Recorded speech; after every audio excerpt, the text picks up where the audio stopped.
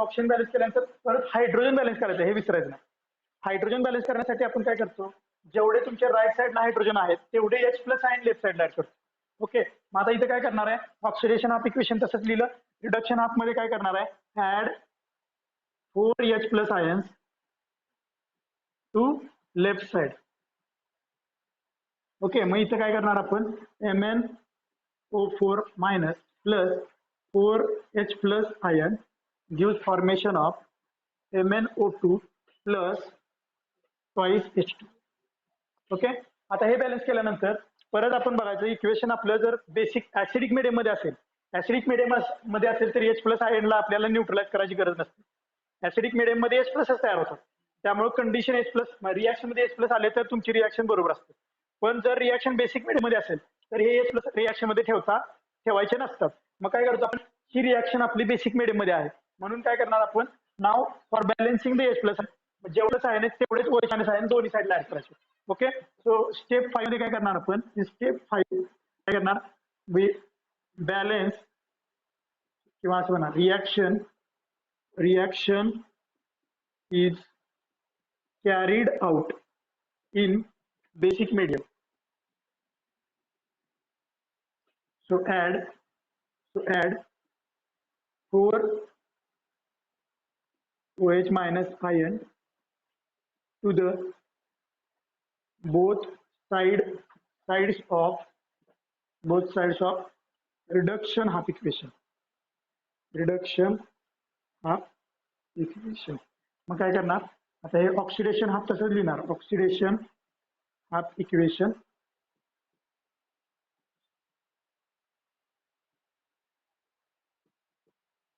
आणि reduction half equation, त्यामध्ये MnO4 minus plus 4H plus plus 4OH minus gives MnO2 plus twice H2O plus 4OH minus. Okay, आता बघायचं left साइडला जेवढे H plus होते तेवढेच OH मायनस आपण ऍड केले, त्यामुळे जेवढे H प्लस आणि OH मायनस जर कंबाईन झाले तर तिथे 4 H2O मॉलिक्यूल तयार होतात. So by addition of 4H plus and 4OH minus on the same side of the reduction of equation, we get formation of 4H2O molecule. म्हणजे इथे या दोघांचं मिळून काय तयार होईल, 4 H2O तयार होतील. ओके, आता एकाच इक्वेशन मध्ये लेफ्ट साइडला पण सेम मॉलिक्यूल, लेफ्ट साइडला आणि राईट साइडला दोन्हीकडे पण सेम मॉलिक्यूल आपण तयार करत नाही, कारण ह्याच्यापासून हे तयार झाले. मग इथं जर 4 H2O आहेत आणि इकडे जर 2 H2O आहेत, इथं 2 H2O आहेत, तर यातले 4 H2O कट, 4 मधले 2 H2O इकडे याला कॅन्सल होणार आणि इथं फक्त 2 H2O राहणार. म्हणजे हे इक्वेशन आपण रिवाइज करून असे लिहू शकतो, MnO4 minus plus twice H2O gives formation of MnO2 plus 4OH minus. So finally we will get equation for reduction of equation is like this. Okay, त्याच्यानंतर मग काय करणार आपण, इथपर्यंत समजले सगळ्यांना, इथपर्यंत समजलं काय केलं मी, इथपर्यंत समजलं का मी काय केलंय ते, आवाज येतोय का माझा, आवाज येतोय का तुमच्यापर्यंत,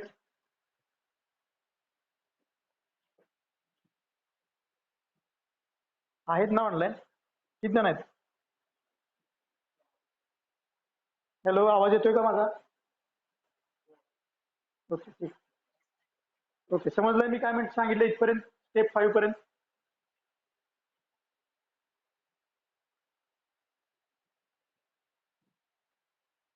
ठीक आहे, त्याच्यानंतर काय कोण आन्सर देत नाही, आहेत का नाही काय माहित नाही. ठीक आहे, तर याच्यामध्ये इक्वेशन नंबर स्टेप नंबर 6 ला जाऊयात आपण. स्टेप 6 मध्ये आता आपण इलेक्ट्रॉन बॅलन्स करतोय, म्हणजे चार्जेस बॅलन्स करतोय. आता reduction half, oxidation half equation मध्ये इथं 2 निगेटिव्ह चार्जेस आहेत, म्हणजे इकडे सुद्धा आपल्याला 2 निगेटिव्ह चार्जेस आले पाहिजेत. तर 2 निगेटिव्ह चार्जेस होणार म्हणजे इथनं काय होणार, 2 इलेक्ट्रॉन लॉस्ट होणार. म्हणजे या इक्वेशन मध्ये ऑक्सिडेशन हाफ इक्वेशन मध्ये काय करणार, ऑक्सिडेशन हाफ इक्वेशन मध्ये 2 electrons will be added to the right side of the equation. म्हणजे ऑक्सिडेशन हाफ मध्ये काय करणार आपण, 2 electrons are added to the right side. मग काय होणार, twice I minus gives I2 plus 2 electron, I2 plus 2 electron. Similarly reduction of equation मध्ये बघितलं आपण तर इकडं निगेटिव्ह चार्ज 4 आहेत आणि इकडं निगेटिव्ह चार्ज 1 आहे. मग इकडे 4 निगेटिव्ह आहेत म्हणजे इकडे पण 4 निगेटिव्ह पाहिजे. ओके, इकडे 4 निगेटिव्ह आहेत म्हणजे इकडे पण 4 निगेटिव्ह पाहिजे, किंवा इथं जर 4 निगेटिव्ह आणि इथं पॉझिटिव्ह असते तर पॉझिटिव्ह निगेटिव्ह मध्ये बॅलन्स केला असता आपण. पण इथं पॉझिटिव्ह चार्ज आहेत का नाही, मग काय करणार, जेवढे निगेटिव्ह इकडे आहेत तेवढेच निगेटिव्ह इकडे बघणार, किंवा जेवढे पॉझिटिव्ह इकडे आहेत तेवढेच पॉझिटिव्ह इकडे पाहिजेत. कारण पॉझिटिव्ह इकडे आला की निगेटिव्ह होतो, निगेटिव्ह इकडचा इकडे गेला की पॉझिटिव्ह होतो, त्यामुळे ते एकामेकाला कॅन्सल होतात. म्हणजे इकडे निगेटिव्ह असले तर इकडे पण निगेटिव्ह आणायचे. आणि जर समजा इथं पॉझिटिव्ह असता निगेटिव्ह असतात तर हे इथले इथंच मी कॅन्सल केले असते, पॉझिटिव्ह निगेटिव्ह बॅलन्स केले असते. ठीक आहे. तर या इक्वेशन मध्ये काय आहे, तर इथे लेफ्ट साईडला निगेटिव्ह आहे आणि राईट साईडला पण निगेटिव्ह आहे. मग काय करणार आपण, हे बॅलन्स करण्यासाठी इथं 4 निगेटिव्ह आहेत आणि मग इकडे पण 4 निगेटिव्ह आले पाहिजेत. कारण आपण ऍड काय करू शकतो, इलेक्ट्रॉन. इलेक्ट्रॉन म्हणजे निगेटिव्ह चार्ज. मग इकडे पण 4 निगेटिव्ह चार्ज आणण्यासाठी काय करणार, we will add 3 electrons to the left side of the reduction of equation. इथं तुम्ही लिहिताना काय लिहिणार, for balancing the charges add 2 electrons to the right side of oxidation of equation and 3 electrons to the left side of the reduction of equation. Okay, reduction half equation मध्ये किती, reduction half equation मध्ये आपण 3 electron add केले. म्हणजे इथे काय, MnO4 minus plus twice H2O plus 3 electrons gives MnO2 plus 4OH minus. Okay, नाव हे झालं आपण चार्जेस इक्वल केले. आता हे जे चार्जेस आहेत ते दोन्ही वेगवेगळ्या इक्वेशन मध्ये आपण बॅलन्स केले. आता ह्या दोन्ही इक्वेशन मधले चार्जेस, इलेक्ट्रॉन जे नंबर आहे तो इक्वल यायला पाहिजे. त्यासाठी काय करतोय, for balancing the electron number in both the equation we will multiply oxidation of equation by 2 and reduction of equation by 3. Sorry, oxidation of equation by 3 and reduction of equation by 2. Okay, म्हणजे for balancing the, म्हणजे step, आता इथं एक step वाढली, actually मी आता एक step extra लिहितोय. तर तुम्ही काय करा, हे एक्स्ट्रा स्टेप लिहिली तरी काय फरक पडत नाही, फक्त इक्वेशन बरोबर आलं पाहिजे आणि सिक्वेन्स बरोबर असलं पाहिजे. ठीक आहे. मग याच्यानंतर मी काय करणार याच्यामध्ये, तर याला मल्टिप्लाय करणार याला 3 न आणि याला मल्टिप्लाय करणार 2 न. 3 न मल्टिप्लाय केलं तर इथं काय होणार, ऑक्सिडेशन हाफ इक्वेशन काय होईल, 6I minus gives formation of thrice I2 plus 6 electrons. Similarly reduction of equation काय मिळेल, रिडक्शन हाफ इक्वेशन मध्ये याला 2 न मल्टिप्लाय करा, twice MnO4 minus plus 4H2O plus 6 electrons gives twice MnO2 plus 8OH minus. Okay, आता हे दोन equation मध्ये इलेक्ट्रॉन आपण बॅलन्स केले आणि ते इलेक्ट्रॉन एकामेकाला काय करायचे, कॅन्सल करायचे. आणि त्याच्यानंतर याच्यामध्ये काय दोन जर सिमिलर पार्ट असेल तर तो कॅन्सल होतो, नसेल तर आहे असं लेफ्ट पार्ट लेफ्ट साईडला लिहितो आणि राईट साईडचा पार्ट राईट साईडला लिहितो. म्हणजे लेफ्ट साईडला काय करायचं, 6I minus plus twice MnO4 minus plus 4H2O gives thrice I2 plus twice MnO2 plus 8OH minus. So this will be our final balanced redox equation. समजलंय? सो याच्यामध्ये आपण काय केलं, net increase in the charge आणि net decrease in the charge केलं नाही, जे oxidation of equation मध्ये केलं. ऑक्सिडेशन नंबर मेथड मध्ये करत होतो आपण, नेट इन्क्रीज आणि नेट डिक्रीज बॅलन्स करत होतो अगोदर. ओके, इथं काय केलं, अगोदर इक्वेशन वेगळे केले, त्याच्यानंतर ते सेपरेटच बॅलन्स केले आणि त्याच्यानंतर ऍडिशन केले. समजलंय? So this is the half reaction method for balancing the redox equation. थोडंसं प्रॅक्टिस करावं लागेल. 2-2 एक्झाम्पल प्रत्येकाने काय करा, एक्झरसाइज मध्ये दिलेले ऑक्सिडेशन नंबर मेथडनं पण सॉल्व्ह करायचे आणि हाफ रिएक्शन मेथडनं पण सॉल्व्ह करायचे. आणि हे याच्यामुळे तुम्हाला काय समजतं की ऑक्सिडेशन नंबर कसा काढला आपण, इथं ऑक्सिडेशन नंबर काढला होता मी मगाशी, तो ऑक्सिडेशन नंबर कसा काढता येतो वेगवेगळ्या आयनचा कॉम्प्लेक्स मध्ये किंवा मॉलिक्यूल मध्ये, तो त्याचा फायदा तुम्हाला नेक्स्ट इयरला होणार आहे. ओके, नेक्स्ट इयरला बरेच इनऑर्गॅनिकचा जो पार्ट आहे, हे इनऑर्गॅनिकचा पार्ट आहे. इनऑर्गॅनिकच्या पार्टमध्ये तुम्हाला ऑक्सिडेशन स्टेट काढणं खूप महत्वाचं आहे किंवा ती समजणं पण महत्वाचं आहे, हे तुम्हाला इथं समजलं पाहिजे. So what is oxidation, what is reduction, किंवा ऑक्सिडेशन कसं होतं, रिडक्शन कसं होतं. Okay, now again you can learn the balancing of the equation. Equation आपण कसं बॅलन्स करतोय ते पण तुम्हाला इथे शिकायला मिळतं. ओके, सो याच्यामध्ये कोणाला डाऊट आहे का, याच्यामध्ये कोणाला डाऊट आहे का? ओके, ठीक आहे. नेक्स्ट पॉईंट बघूया आपण आता, redox reaction as the basis for the titration. Redox reaction as the basis for the titration.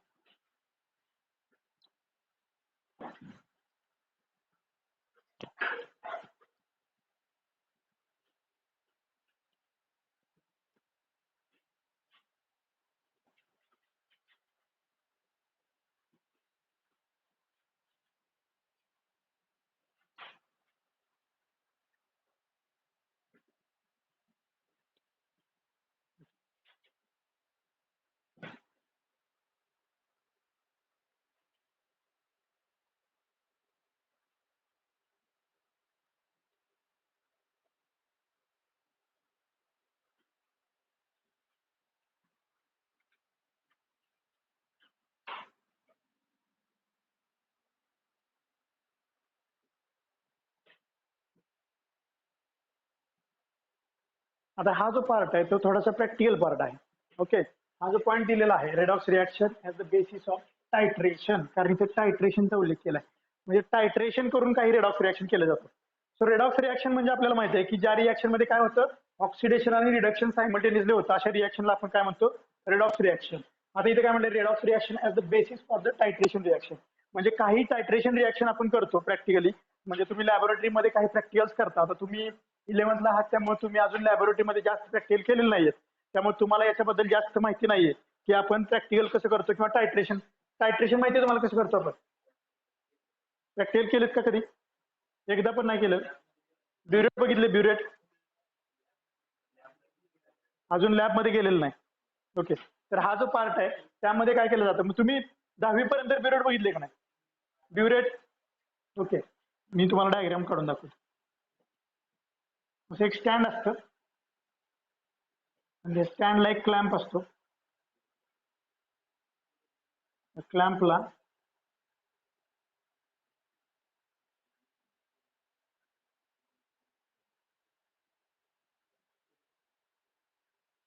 एक टीप असते त्याची, म्हणजे खाली निमुळत असते, थोडंसं टीप असते आणि याच्यावर मार्किंग असते 1 ml. उलट मार्किंग असते, इकडे 0 असतं, वर 0 असतं. 0 1 2 3 4 5 6. सपोज ही 10 ml ची ब्युरेट आहे, इमॅजिन करा ही 10 ml ची ब्युरेट आहे. ओके, इमॅजिन करा ब्युरेट दिसतं का? सॉलिड जे आहे ग्लासची ब्युरेट असते, त्याच्यामध्ये मार्किंग असते. सपोज ही 10 ml ची ब्युरेट आहे, अशी तुम्हाला 25 ml ची ब्युरेट असते, 50 ml ची ब्युरेट असते. ओके, 50 ml पर्यंत ब्युरेट असते. या ब्युरेट मध्ये आपण एक सोल्युशन घेतो, ब्युरेट मध्ये एक सोल्युशन घेतो आणि एक कोनिकल फ्लास्क असतो. कोनिकल फ्लास्कचा शेप असा असतो. Conical फ्लास्कचा shape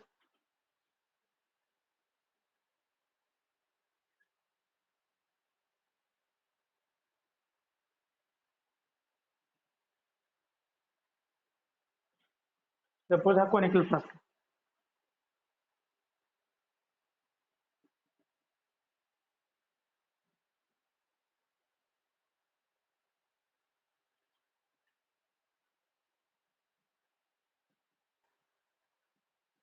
Okay, so J solution, the solution in burette, solution in burette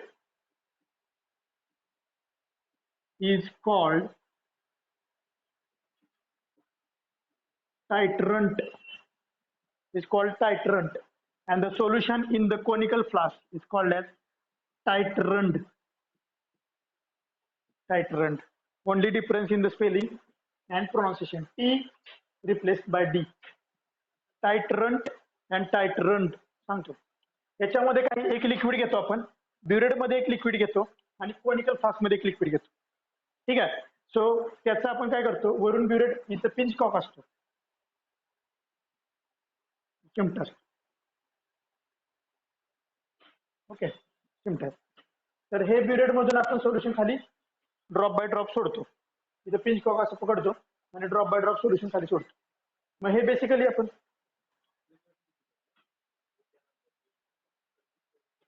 दिसते का सर्वांना? स्क्रीनवर जे मी डायग्राम ड्रॉ केलेली आहे ती दिसते का सगळ्यांना?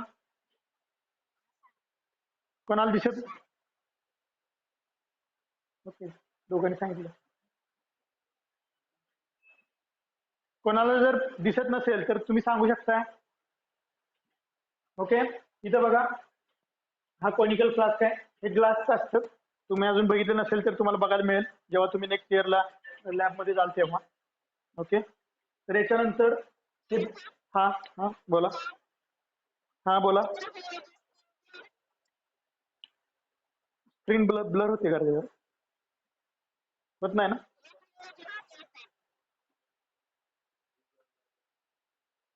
आता दिसते का क्लिअर? हा, ओके ओके, दिसते.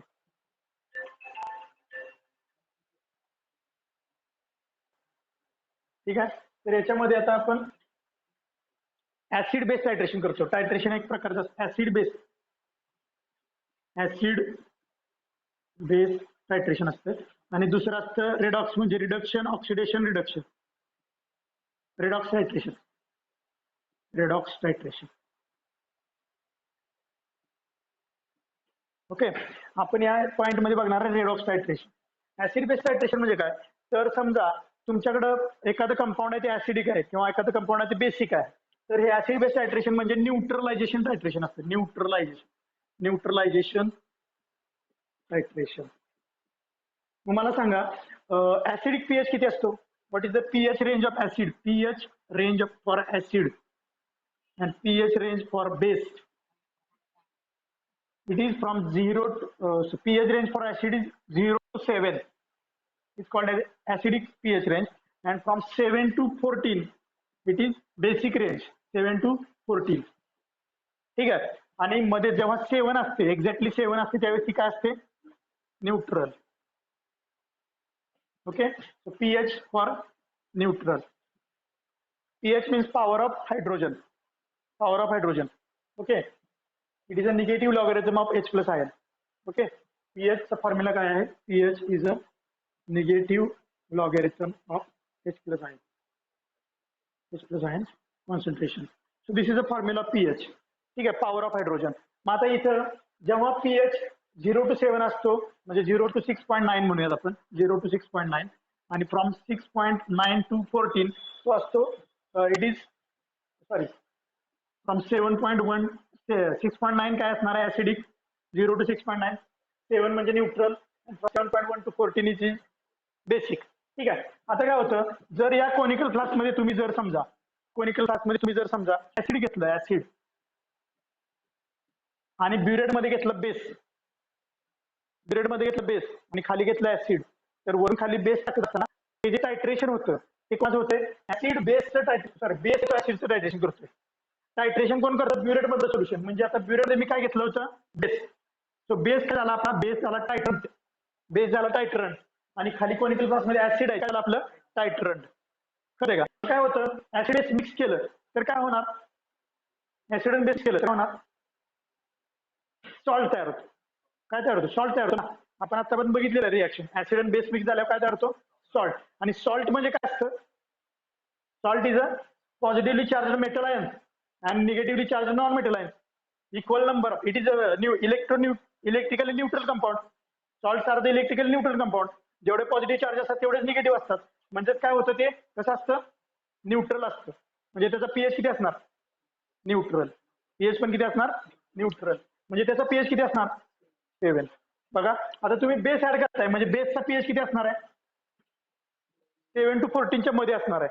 फॉर एक्झाम्पल आपण पकडूया तिथं 9 पीएच आहे, आणि ऍसिड आहे तुमचं. ऍसिडचा पीएच आपण पकडूया 0 to 6.9 च्या मधला, इथं आपण पकडूया पीएच 4 आहे.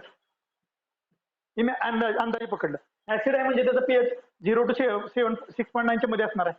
तो मी 4 पकडला आणि बेसचा पीएच 9. आता काय होणार आहे? मी बेस याच्यामध्ये करतोय. फॉर एक्झाम्पल बेस आहे आपला NaOH आणि ऍसिड आहे HCl. ओके, सो NaOH जर मी HCl मध्ये ऍड केलं तर काय करतं? NaCl. NaCl काय आहे? सॉल्ट आहे ना. आपण मीठ खातो ते मीठ, salt, table salt. It is salt. Plus काय तयार होणार? H2O. वॉटर कसं असतं? न्यूट्रल असतं ना. पीएच किती असतो वॉटरचा? 7. आणि सॉल्ट आहे म्हणजे न्यूट्रल आहे, म्हणजे त्याचा पण पीएच किती असणार? 7. म्हणजे ऍसिड आणि बेसची रिॲक्शन झाल्यावर काय तयार होते? न्यूट्रल कंपाऊंड तयार होते. म्हणजेच म्हणून याला म्हटलंय न्यूट्रलायझेशन रिॲक्शन किंवा न्यूट्रलायझेशन टायट्रेशन. ओके, मग आता सपोज याचे मॉलिक्युल आपल्याकडे आहेत 100 आणि याचे मॉलिक्युल आहेत सपोज 100,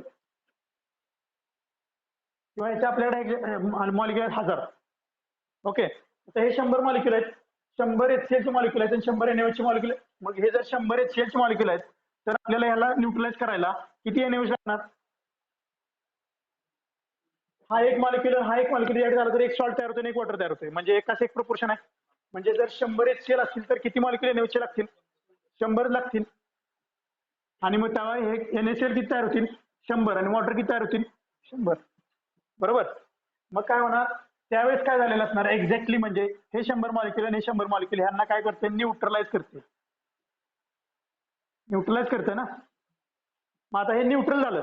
आपल्याला कसं कळणार की हे 100 मॉलिक्युल आहेत आपण सपोज हे आपण काउंट करून घेतलं की आपण 10 ml HCl घेतलं, 10 ml HCl घेतलं आणि आपण विचार केला की 10 ml HCl मध्ये 100 मॉलिक्युल आहेत, 100 मॉलिक्युल आहेत HCl चे. ml वेगळं आणि मॉलिक्युल वेगळं. ओके, 10 ml म्हणजे आता आपल्याला माहिती आहे हे 100 आहेत हे माहिती आहे, पण हे जास्त घेतलेच आपण. हे बरोबर 100 ऍड झाले हे कसं करणार आपल्याला? त्यासाठी आपण यूज करतो इथं इंडिकेटर.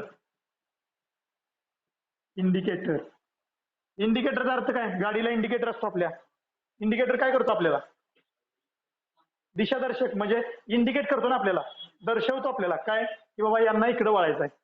राईट साईडला कोणाला वळायचं असलं तर राईट साईडचा इंडिकेटर लागणार, लेफ्ट साईडचा इंडिकेटर लावला तर लेफ्ट साईडला वळायचं आहे. म्हणजे तो पाठीमागच्याला काय करतो? इंडिकेट करतो. तसा इथे इंडिकेटर आपण यूज करतो, तो एक केमिकल कंपाऊंड असतं. ते केमिकल कंपाऊंड आपल्याला इंडिकेट करतं की ही न्यूट्रलायझेशन झालंय, न्यूट्रलायझेशन झालंय. मग त्याला कसं कळतं हे न्यूट्रलायझेशन झालंय ते? तर तो इंडिकेटर काम करतो पीएच वर. It work on the pH. मग इथं ऍसिड बेस टायट्रेशन मध्ये इंडिकेटर वापरला जातो फिनॉल्फथॅलीन. फिनॉल्फथॅलीन म्हणजे हे एक लिक्विड बनवलेलं असतं. फिनॉल्फथॅलीन मॉलिक्युलचे लिक्विड असतं. फिनॉल्फथॅलीन मॉलिक्युलचे लिक्विड आहे. So it is called as basic indicator. हा कसला इंडिकेटर आहे? Basic indicator. बेसिक इंडिकेटर काय म्हटलंय तर जेव्हा पीएच बेसिक असतो, याचा पीएच पण फिक्स आहे, 8 ते 9च्या मध्ये असतो पीएच. बेसिक पीएच 8 ते 9 मध्ये असेल त्यावेळेस हा पिंक कलर दाखवतो. कोणता कलर दाखवतो? पिंक. समजून घ्या, जेव्हा पीएच सोल्युशनचा पीएच 8 ते 9 असेल त्यावेळेस हा पिंक कलर दाखवतो. अदरवाईज पीएच समजा ऍसिडिक आहे, आता इथं ऍसिड आहे, पीएच किती आहे? 4 आहे, यात मी इंडिकेटर टाकला, यात मी फिनॉल्फथॅलीन इंडिकेटर टाकला, कलर दाखवतो? नाही दाखवणार. तो कलर कधी दाखवणार? पीएच 8 ते 9 मध्ये. आता काय बघा, ज्यावेळेस 100 मॉलिक्युल HCl आणि 100 मॉलिक्युल NaOH मध्ये ऍड केले, 100 ला 100 बॅलन्स झाले, तर आता HCl शिल्लक राहिलं काय याच्यामध्ये? आता कन्व्हर्जन कशामध्ये झालं त्याचं? NaCl मध्ये झालं आणि H2O मध्ये झालं. म्हणजे आता खाली HCl शिल्लक आहे का? नाही. म्हणजे सोल्युशनचा पीएच किती झालाय आता? न्यूट्रल म्हणजे 7 झालाय. पण 7 पीएच ला हा कलर दाखवतो का आपल्याला? नाही दाखवत. मग काय करतो आपण? एक ड्रॉप जरी वरून NaOH एक टाकला, एक ड्रॉप म्हणतोय मी, एकदम छोटा ड्रॉप, एक ड्रॉप जरी एक्स्ट्रा टाकला तर याचा सोल्युशनचा पीएच बदलतो. आणि तो पीएच, कारण ह्याचा पीएच किती आहे? ज्याचा पीएच 8 ते 9च्या मध्येच असतो, 8 to 9. मग काय होतं? सोल्युशनचा पीएच काय होणार? 8 to 9च्या मध्ये जाणार. कळतंय का? एक ड्रॉप जरी एक्स्ट्रा झाला तरी हे सोल्युशन बेसिक होणार, बरोबर? पीएच वाढला आणि लगेच तिथं इंडिकेटर आहे आपला. इंडिकेटर लगेच काय करणार? कलर येणार. कुठला कलर येणार? पिंक कलर येणार. मग आपल्याला इंडिकेट होणार, म्हणजे आपल्याला इंडिकेट करणार की आता थांबा, एडिशन करू नका, रिॲक्शन संपली. कळतंय? So it is called as acid base indicator, acid base titration. मग मला सांगा, यानं याच्या अगोदर कलर कुठला असणार? कलर असेल का इथे? त्याला कलरलेस असणार आहे. म्हणजे तुमचं इथं ऑब्झर्वेशन काय असणार आहे की तुम्ही ज्यावेळेस हे ऍसिड, हा बेस तुम्ही ज्यावेळेस कोनिकल फ्लास्क मध्ये ऍसिड मध्ये ऍड करताय त्यावेळेस ऍडिशन करत असताना तुम्ही याच्यात ऑलरेडी इंडिकेटर टाकून ठेवलेला असणार आहे. पण इंडिकेटर कलर दाखवणार नाही, कारण पीएच तुमचा कमी आहे, ऍसिडिक आहे. पण ज्यावेळेस ती रिॲक्शन न्यूट्रलाइज होईल, न्यूट्रलाइज झाल्यानंतर एक जरी ड्रॉप तुमचा NaOH एक्स्ट्रा झाला की तुमचं सोल्युशन बेसिक होणार, त्याचा पीएच 8 ते 9च्या मध्ये जाणार. आणि त्यावेळेस तो जो बेसिक इंडिकेटर आपण याच्यामध्ये टाकलाय फिनॉल्फथॅलीन, तो कलर कोणता दाखवणार? पिंक. म्हणजे पीएच ज्यावेळेस बेसिक असतो 8 ते 9च्या मध्ये असतो त्यावेळेसच फिनॉल्फथॅलीन इंडिकेटर युज केला जातो, त्यावेळेसच तो पिंक कलर दाखवतो. अदरवाईज तो पिंक कलर दाखवत नाही. मग सोल्युशनचा कलर कलरलेस टू पिंक होणार आणि तुम्हाला कळणार की रिॲक्शन कम्प्लीट झाली. तुमच्या बेनचा कलर आहे तसा पिंक कलर येतो, बेनचा वर जो कलर आहे पिंक तसा गुलाबी कलर येतो आणि एकदम छान कलर येतो. तुम्हाला समजतं की रिॲक्शन स्टॉप झाली. So that is the use of indicator. So indicator आपल्याला काय करतोय इथं रिॲक्शन मध्ये? काय इंडिकेट करतोय? Completion of reaction. ओके. कसा इंडिकेट करतोय? कलर चेंज करतोय. हे त्याचं कलर चेंज केला, फिजिकल चेंजेस केला. पण का चेंज करतोय? रिॲक्शन कम्प्लीट झाली त्याला कसं कळलं? PH. So it is pH indicator. हा कसला इंडिकेटर आहे? PH indicator.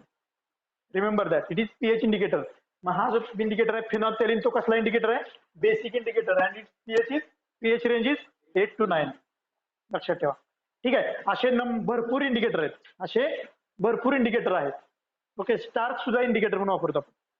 Okay. Starch okay. Similarly तुम्ही डायफिनेल अमाइन इंडिकेटर आहे, मिथाइल ऑरेंज इंडिकेटर आहे, मिथाइल रेड इंडिकेटर आहे, भरपूर असे इंडिकेटर आहेत जे तुम्ही अजून बघितले नाहीत, पण जसं जसं तुम्ही केमिस्ट्री शिकत जाल तुम्हाला ते बघायला मिळतील. ओके, तुम्हाला समजलं हे काय होतंय ते. मग याच्यामध्ये आपण काय करतोय, तर याच्यामध्ये आपल्याला कळतं की घेतलेलं जे ऍसिड आहे ते किती स्ट्रॉंग आहे हे आपण कॅल्क्युलेट करू शकतो. ते कसं करणार, तर आपण घेताना जो NaOH घेणार आहे त्याचं काहीतरी फिक्स कॉन्सन्ट्रेशन घेणार. सपोज 0.1 नॉर्मली NaOH घेतला, 0.1 नॉर्मली NaOH घेतलं, फिक्स आहे ते, आपण कॅल्क्युलेट तयार केलं हे 0.1 नॉर्मॅलिटी बरोबर, आणि याची पण नॉर्मॅलिटी समजा 0.1 आहे आणि तुम्ही घेतलंय. पण याच्यामध्ये समजा रिडिंग, मग जर याची पण 0.1 नॉर्मॅलिटी घेतली, 0.1 नॉर्मॅलिटी घेतली, तर दोघांची क्वांटिटी सेम लागेल. म्हणजे हे 100 ml असले तर हे पण 100 ml लागेल, कारण कॉन्सन्ट्रेशन वेगळं असेल तर कमी जास्त लागेल, बरोबर ना. कॉन्सन्ट्रेशन पण आपण इक्वल घेतो आणि त्यानुसार आपल्याला जर रिडिंग मध्ये काय चेंज झाला, सपोज इथे रिडिंग 98 आलं तुमचं, सॉरी हे 100 ml आहे, जर रिडिंग तुमचं समजा 110 आलं, 110 ml लागलं, तर याच्यावरून तुम्हाला कळतं की बाबा बेस जास्त लागलाय, त्याचे कॉन्सन्ट्रेशन आतमध्ये जे सेलेटी स्ट्रॉंग आहे, वीक आहे, कॉन्सन्ट्रेशन आपण करू शकतो. Okay, so what is